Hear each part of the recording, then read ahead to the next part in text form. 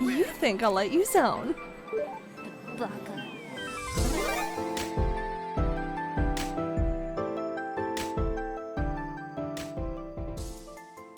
Lost media. It's where anything can be lost to the sands of time because we think there must be a backup or copy somewhere, but most often than not, when an item is unliked or forgotten, no one does. Today's a little different as this was supposed to be up around the 1st or before the 1st because this video is all about found lost media of 2023, but I guess now is a good time as any in 2024. Let's check out some found lost media 2023 edition.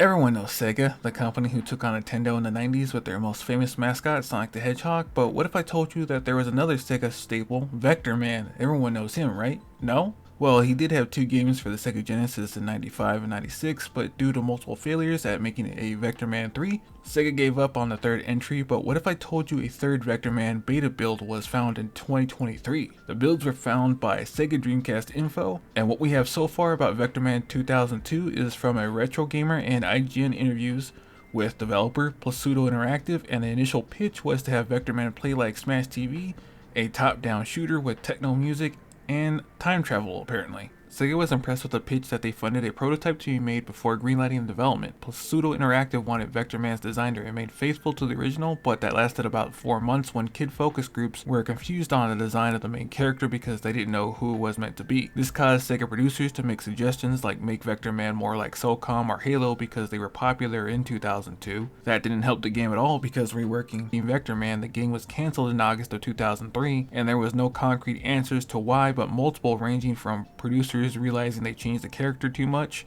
Sega of America was going to have layoffs and they didn't want to work on a retro IP, and it was still in a very rough state after all that time that it was just easier to cancel. One of the plot points of a potential story was about Vector Man losing a previous battle and then being rebuilt into the current SOCOM Halo design that they had. The beta builds for Vector Man 2002 have been archived, and on Sega Dreamcast Info's YouTube channel you can watch more footage of the beta builds in action.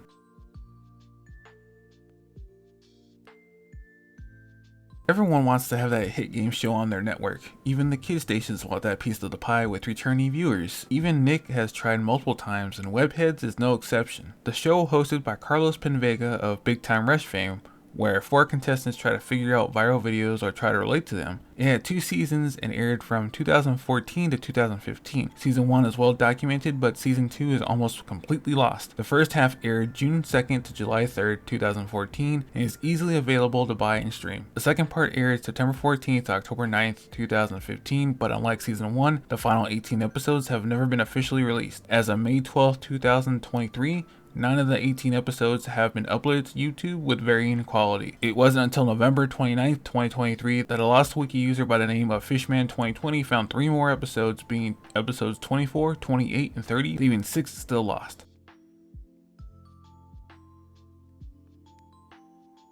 You know, with all the hero game tie-ins of the early to mid 2000s, we didn't get any other street level hero at the time, or did we? No, but seriously, we almost got a Daredevil beat-em-up adventure game in 2003 from 5,000 Feet. It was going to be for the PlayStation 2, Xbox, and PC. Originally a low-budget PlayStation 2 title that was a celebration of Daredevil's most iconic stories at the time that both won over publisher Encore Inc. and Marvel. It wasn't until a friend at Sony Pictures contacted 5,000 Feet president Tim Page about 20th Century Fox and Regency Theater were going to release a Daredevil movie on February 14th, 2003. So it was decided that the budget for Daredevil would increase and come out around the same time of the movie. It was going to change genres and be open world and only release on Xbox and PC with no PS2 port. As to why it got cancelled, 5,000 Feet met with representatives from Sony, Marvel, and Microsoft about what they wanted the game to have. Sony was a bit demanding where they wanted Daredevil to have a beat-em-up fighting mechanic and a grinding system because Tony Hawk's Pro Skater was popular at the time, while Microsoft had a hands-off approach with letting the dev team do what they thought was best. Marvel wanted a faithful adaptation of their iconic character and clashed with Sony because they wanted experimental game mechanics in their game. 5,000 Feet were going to use Crittenden's renderware software to make the open world game, but didn't want to pay the licensing fees to use the engine, so they got the bright idea to make their own engine based off of renderware. Sadly, it didn't work with the Shadow World, Daredevil's ability to sense fear in enemies, and ability cub mechanics they have been working on. If you wanted to know the story of Daredevil, the Man Without Fear, it would loosely adapt Elektra lives again and Kingpin would be pronounced assassinated, causing the gangs of Hell's Kitchen to fight and cut power to the city. Elektra, freshly resurrected, gets blamed for killing Kingpin and it's up to Daredevil to stop this all-out war. The reason why it never got released was Daredevil was made into a beat-em-up adventure game and missed the movie release date, but Marvel was petty and decided to not release the game at all because they felt 5,000 Feet listened to Sony and not them. A playable PS2 build of the game was dumped on October 31st, 2023 by Hidden Palace user Casually Noted, who said that they got it from a former member of 5,000 Feet.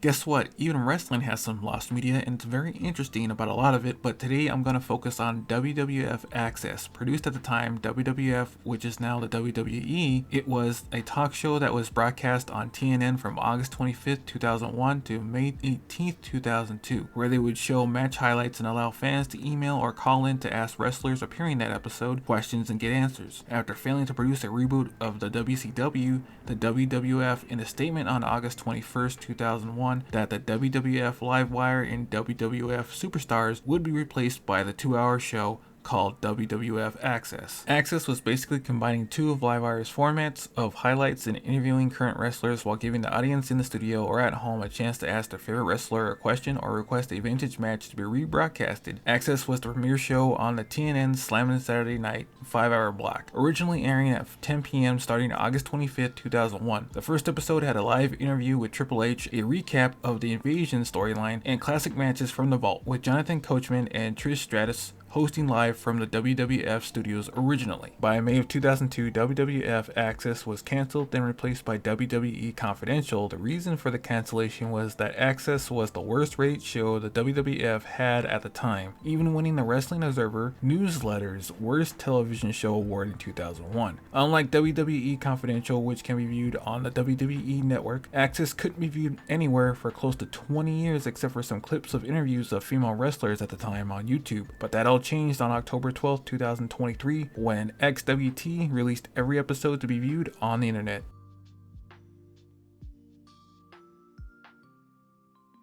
Now, even 90s gaming culture has lost media. Everyone knows the rhythm game Parappa the Rappa. Then you might know the spin-off Jammer Lammy, who was in a band and got an arcade port of Jammer Lammy called Jammer Lammy Now. It was released in Japanese arcades in December of 1999. Back then, Konami proved that rhythm games to be successful in the arcade scene with releases like Beat Mania and Dance Dance Revolution. So much so that Namco at the time wanted a piece of that pie. Namco made 4 rhythm games: Quest for Fame, Guitar Jam, Million Hits, and Jammer Lammy Now. Namco really wanted a successful rhythm game, so they put Jammer Lammy Now out at their 114 locations for testing. It is unknown if they sent out machines to all 114 locations, but unfortunately none of the 4, Jammer Lammy Now included, did well with testing locations. It wouldn't be until the release of Takeo no Tatsujin that Namco got a successful rhythm game and forgot all about Jammer Lammy Now, but by 2001 most of the cabinets would be removed from arcades. Some differences from the PlayStation version include new music, cutscenes, difficulty modes, high quality audio, and the ability to play as Parappa and Rami in stage 1 versus in team mode. It was considered lost media for over 20 years with sightings and video recordings of arcades in Japan. On February 23rd, 2023, a Reddit user called R7 Crazy Canuck said in the Parappa subreddit that he knew someone who had a copy, and that was user Fire and Iron is a place, who stated that they loved Jammer Lammy on PlayStation, so they bought the cabinet. They still needed to fix a few things, but it runs. They uploaded footage and said that they would dump the ROM soon as they didn't know people were looking for it. Their copy was just sitting in a barn. The ROM was dumped on April 12, 2023, but was officially considered found by Internet Archive on September 19th, 2023. That should do it for this video of Lost Media. Like always, leave a comment on something I should look into. With that being said, stay safe, and I'll see you in the next video.